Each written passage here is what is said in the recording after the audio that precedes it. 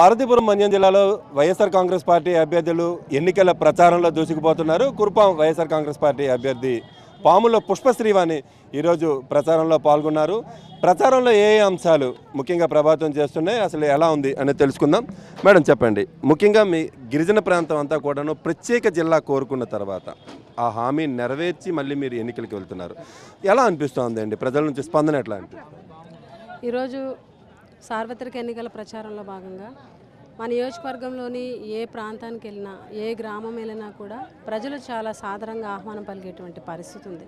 ఎందుకంటే ఈ 5 ఏళ్ల జగనన్న పాలనలో ఏదైతే జగన్మోహన్ రెడ్డి గారు 2019 ఎలక్షన్కి వెళ్ళే ముందు ఈ రాష్ట్రంలో ఉన్నటువంటి పేద ప్రజలు పాదయాత్ర చేసేటువంటి నేపథ్యం, పాదయాత్రలో భాగంగా ప్రతి బహిరంగ సభలో కూడా ఆయన ఏదైతే పాదయాత్రలో ఉన్నటువంటి సమస్యలు ఉన్నాయో అవన్నీ కూడాను క్రోడీకరించి ఆ సమస్యలుని ఎలాగ పరిష్కరించాలి, ఏ హామీలు ఇస్తే ఏం చేస్తే పేదరికం నుంచి ప్రజలు బయటపడతారని ఆలోచించి ఆ రోజు కొన్ని హామీలని ఎలక్షన్ ముందు ఇవ్వడం జరిగింది.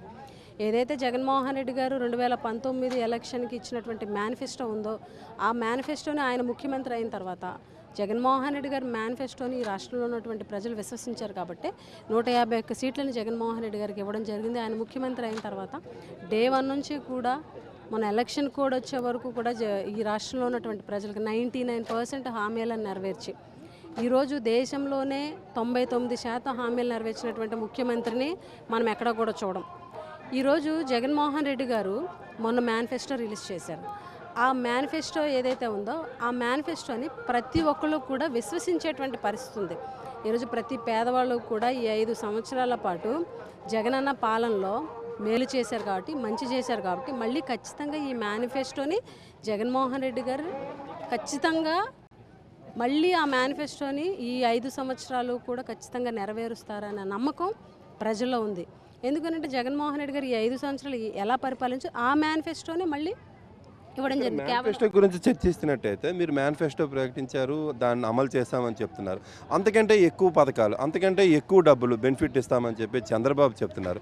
ఆ పథకాలని ఎందుకు నమ్మకూడదు అనిపిస్తోంది? మీ మేనిఫెస్టోకి ఆ మేనిఫెస్టోకి మధ్య ఉన్నటువంటి తేడా ఏంటి? ప్రజలు ఏది నమ్మాలంట?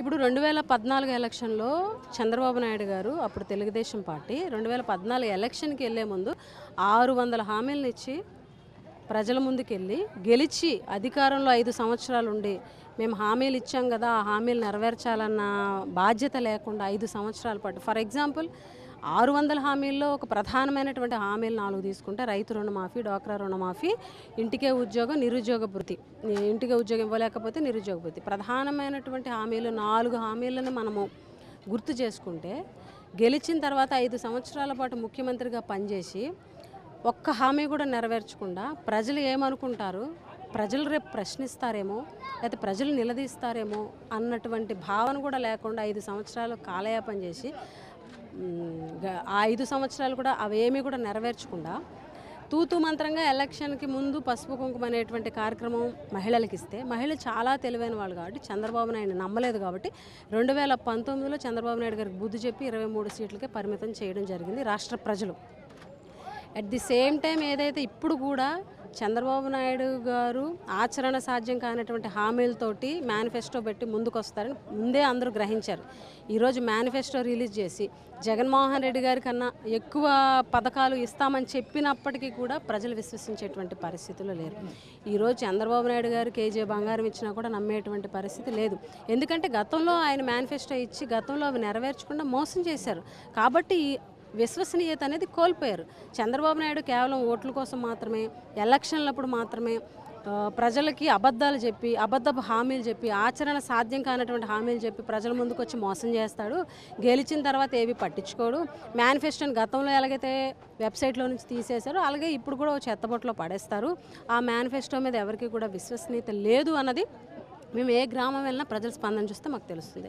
ఈరోజు జగన్మోహన్ రెడ్డి గారి మేనిఫెస్టోకి చంద్రబాబు నాయుడు గారి మేనిఫెస్టోకి చూస్తే చంద్రబాబు నాయుడు గారి మేనిఫెస్టోని వాళ్ళ పొత్తులో ఉన్న, వాళ్ళ కూటమిలో ఉన్నటువంటి బీజేపీ వాళ్ళే ఈరోజు విశ్వసించేటువంటి పరిస్థితి లేదు.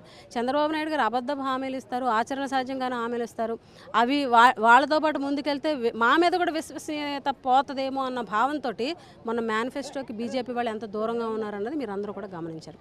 అదే ఈరోజు జగన్మోహన్ రెడ్డి గారి మేనిఫెస్టోని 5 సంవత్సరాలు పరిపాలించి అదే మేనిఫెస్టోని మళ్ళీ కొన్ని మార్పులతోటి ఒక 2-3 పథకాలు పెంచి ఇది నేను చేస్తానని చెప్పినప్పుడు ఈరోజు ప్రతి ఒక్కళ్ళు కూడా హర్షిస్తున్నారు.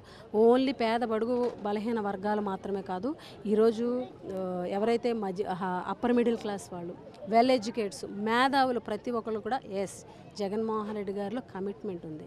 ఖచ్చితంగా ఈ 5 ఏళ్ళు ఇవి చేశాడు కాబట్టి చేసేవే ఆయన చెబుతున్నాడు. ఆచరణ సాధ్యం కాని హామీలు ఇవ్వడం ఆయన ఇవ్వరు. ఖచ్చితంగా ఏదైతే చేయగలడో అదే నిర్మోహమాటంగా ఈరోజు చెప్పేటువంటి పరిస్థితి ఉంది. ఎందుకంటే ఓట్ల కోసమో గెలవాలనో పదవి కోసమో మేనిఫెస్టో జగన్మోహన్ రెడ్డి గారు పెడుతున్నారన్న భావన ఈరోజు ఎవరికీ లేదు.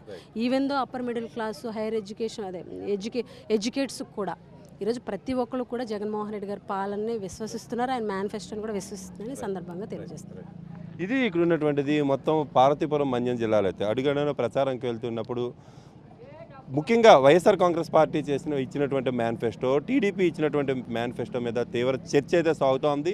చంద్రబాబు 2014లో ప్రకటించిన మేనిఫెస్టోని వెబ్సైట్ నుంచే తీసేసినటువంటి పరిస్థితి, అమలు చేయనటువంటి పరిస్థితిలో మోసపోయినటువంటి ప్రజలు మరొకసారి నమ్మి మోసపోయే పరిస్థితి లేదని చెప్పి ఇక్కడ వస్తున్నటువంటి ప్రజాస్పందన బట్టే తెలుస్తుందని పాముల పుష్పశ్రీవాణి చెప్తున్నారు. అయితే ఎన్నికల దగ్గర పడుతుండడంతో ప్రచారం వేడి కూడా ఎక్కువగా ఉంది. మరింత విస్తృతంగా ప్రచారం చేస్తూ దూసుకుపోతున్నటువంటి పరిస్థితి కనిపిస్తుంది. వీడియో జస్ట్ ఈశ్వర్తో యుగంధర్, సాక్షి టీవీ, పార్వతీపురం నుంచి.